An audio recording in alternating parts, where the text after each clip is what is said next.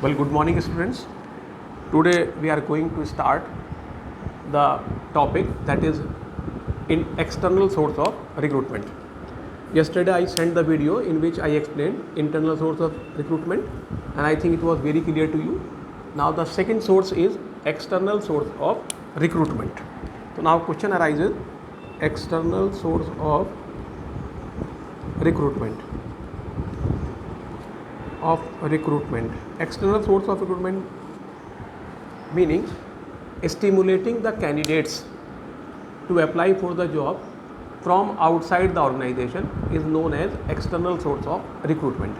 बाहर के लोगों को, बाहर के कैंडिडेट्स को बुलाना कि वो नौकरी के लिए अप्लाई करें, उन्हें स्टिमुलेट करने को हम एक्सटर्नल सोर्स ऑफ रिक्रूटमेंट कहते हैं। समझ में आया? एक बार फिर सुन लीजिए। जो बाहर से ऑर्गेनाइजेशन के बाहर के कैंडिडेट के जो लोग हैं, जो कैंडिडेट्स हैं, उन्हें स्टिमुलेट करना, न्यूज़पेपर में, मैगज़ीन में, वेबसाइट पर एडवर्टीज़मेंट देना और लोगों को स्टिमुलेट करना, इस तरीके से उसकी लैंग्वेज लिखना कि लोग हमारे यहाँ जो उस पोस्ट के क्वालिफाइड कैंडिडेट्स हैं, एलिजिबल कैंडिडेट्स हैं, वो अप्लाई करें, उसे कहते हैं एक्सटर्नल सोर्स ऑफ रिक्रूटमेंट। दो बार डेफिनेशन सुनिए। Stimulating the candidates to apply for the job from outside the organization is known as external source of recruitment. Stimulating the candidates to apply for the job from outside the organization is known as external source of recruitment. Now next is advantages. Advantages of external source of recruitment. जो हम बाहर से बुला रहे हैं उसके advantage क्या हैं? तो बाहर से जो बुला रहे हैं उसका पहला एडवांटेज है वाइडर चॉइस। Wider choice. आप देखते हैं कि एक पोस्ट के लिए आप न्यूज़पेपर में पढ़ते हैं या न्यूज़ में सुनते हैं कि एक पोस्ट थी और एक पोस्ट के लिए लाखों लोगों ने, हज़ारों लोगों ने, लाख लोगों ने अप्लाई कर दिया। तो चॉइस बहुत हो जाती है ऑर्गेनाइजेशन के पास जब बाहर वाले को बुलाते हैं। तो by using external source of recruitment the number of applicants to apply for the job is large, therefore their management has a wider choice to select the best one. Management के पास जब बाहर से एक्सटर्नल सोर्स ऑफ रिक्रूटमेंट को use करता है management, तो उसके पास चॉइस बहुत ज़्यादा हो जाती है, तो इसलिए वाइडर चॉइस रहती है। बहुत सारे number of people apply for the job, बहुत सारे लोग अप्लाई करते हैं जॉब के लिए, और जो हमें बेस्ट लगता है, सूटेबल लगता है, उसको हम फिर उसमें से वैकेंसी के अकॉर्डिंग चूज़ कर लेते हैं, सेलेक्ट कर लेते हैं। Second one is fresh talent. Fresh talent, हमें फ्रेश टैलेंट मिलता है। कैसे? External source of recruitment helps people, लोगों की हेल्प करता है with new and fresh ideas to enter the organisation which certainly helps the organisation, जो ऑर्गेनाइजेशन की हेल्प करता है। External source of recruitment helps people, external source of recruitment लोगों की हेल्प करता है with new and modern ideas, modern और new ideas से to enter the organisation which certainly helps the organisation, जो ऑर्गेनाइजेशन की हेल्प करता है। तो फ्रेश टैलेंट आता है। Next is qualified personnel. Qualified personnel, personnel means workers and employees होते हैं। तो external source of recruitment gives an opportunity to the qualified people from outside the organisation to enter it. External source of recruitment जो है वो बाहर के लोगों को ये अपॉर्चुनिटी देता है कि वो ऑर्गेनाइजेशन में एंट्री के लिए अप्लाई करें। तो क्वालिफाइड पर्सनल मिल जाते हैं हमें, क्योंकि वाइडर चॉइस पर एप्लीकेशन आती हैं, न्यूज़पेपर में, मैगज़ीन में, है ना, और टेलीविज़न पर और वेबसाइट्स पर रिक्रूटमेंट किया जाता है ना, उसमें एडवर्टीज़मेंट दिया जाता है, तो हमारे पास नंबर ऑफ़ एप्लीकेंट्स बढ़ जाता है। नेक्स्ट है less chance of favouritism. Less chance of favouritism, favouritism के चांस कम हो जाते हैं, क्योंकि एक्सटर्नल सोर्स में सारे ही एप्लीकेंट जो है, सारे जो हैं वो न्यू फेसेस होते हैं मैनेजर के लिए। सब नए हैं, मैनेजर नहीं जानता, है ना, तो जब सारे नए हैं तो सबके साथ एक ही प्रोसेस होगी। पहले उनकी एप्लीकेशन आएंगी, उन्हें कलेक्ट किया जाएगा, उनकी स्क्रूटनी की जाएगी, देन टेस्ट लिया जाएगा उनका, and after that there will be an interview. उसके बाद इंटरव्यू होगा, फिर मेडिकल टेस्ट होगा, एक सिलेक्शन की पूरी प्रोसेस है।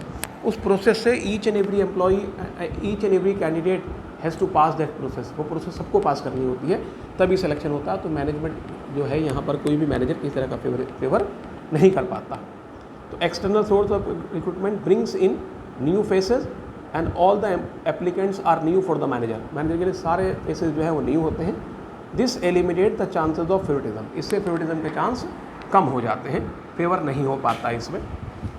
नेक्स्ट आता है बेटे latest technological knowledge. Latest technological knowledge, latest technological knowledge, latest knowledge मिलती है, ठीक है। एक्सटर्नल सोर्स में बहुत सारे इसके टाइप्स हैं। एक टाइप है कैंपस प्लेसमेंट।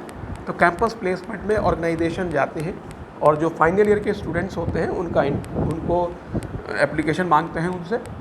तो जो फाइनल ईयर वाले हैं, जो लेटेस्ट नॉलेज गेन कर रहे हैं, उनको सिलेक्शन के चांस बढ़ जाते हैं उनके, और ऑर्गेनाइजेशन का फ़ायदा हो जाता है कि उसे लेटेस्ट नॉलेज वाले कैंडिडेट्स मिल जाते हैं। तो through campus placement the organisation can get employees with latest technological knowledge, latest technological knowledge के चांस मिल जाता है। Now next is disadvantages. अब डिसएडवांटेजेस क्या बेटे इसके? पहला डिसएडवांटेज है डिसएडवांटेजेस। पहला डिसएडवांटेज है costly process. Costly process, process कैसी है बेटे? कॉस्टली प्रोसेस है, महंगी पड़ती है बेटे, ये प्रोसेस महंगा पड़ता है। कैसे महंगा पड़ता है? पहले मैनेजमेंट एडवर्टीज़मेंट देगा न्यूज़पेपर में, या एडवर्टीज़मेंट देगा न्यूज़पेपर में देगा, मैगजीन में देगा, टेलीविज़न पर दे, तो उसमें खर्चा होगा। उसके बाद कलेक्शन ऑफ एप्लीकेशन होगा, फिर होल्डिंग टेस्ट होगा, और फिर उसके बाद इंटरव्यू के लिए कॉल किया जाएगा। तो इस सब में बहुत अच्छा खासा मैनेजमेंट का खर्चा हो जाता है, इसलिए कॉस्टली प्रोसेस है। External source of recruitment has to spend a good amount on advertisement, collection of application, holding test and calling for interview, so it leads to expensive process, इसलिए ये एक्सपेंसिव प्रोसेस हो जाती है। एक बार फिर सुन लें, external source of recruitment has to spend a good amount on advertisement, collection of application, holding test and calling for interview, so it leads to expensive process। Second point आता है बेटा हमारा नेक्स्ट, टाइम कंज्यूमिंग। टाइम भी बहुत लगेगा इस सारे के सारे काम करने में, डेटा एप्लीकेशन को कलेक्ट करने में, उनका स्क्रूटनी करने में, फिर टेस्ट लेने में, उसके बाद टेस्ट लेने के बाद फिर अगली प्रोसेस आएगी हमारी इंटरव्यू लेने में, बहुत टाइम ख़राब होता है, बहुत टाइम लगता है, तो इसलिए टाइम कंज्यूमिंग प्रोसेस भी है। External source of recruitment is time consuming process, time consuming process है, because management has to spend a good amount of time on advertisement, collection of application, holding test and calling for interview, so that is also time consuming process। Next, dissatisfaction among existing staff। dissatisfaction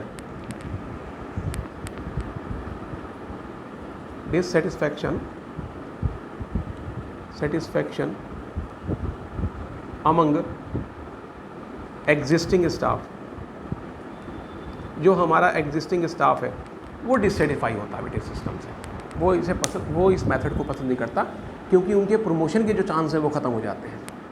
जो हमारे already काम कर रहे हैं वो लोग सोचते हैं कि मेरा प्रमोशन हो जाए, अब जब हम नया बुलाते हैं तो उनके प्रमोशन के चांस कम हो जाते हैं, इसलिए वो लोग इसको पसंद नहीं करते। तो the existing staff is dissatisfied and frustrated with this system because their chances of promotion are reduced, उनके प्रमोशन के चांस रिड्यूस हो जाते हैं, इसलिए वो इसे पसंद नहीं करते हैं। नाउ द नेक्स्ट क्वेश्चन, ठीक है, that will be difference between internal source of recruitment and external source of recruitment। So we will take this question tomorrow। In the next video I will send you difference between internal source of recruitment and external source of recruitment, and also the methods of external source of recruitment। You try to learn this question. If you have any doubt or confusion, you can ask and you can call me। Okay, thank you beta।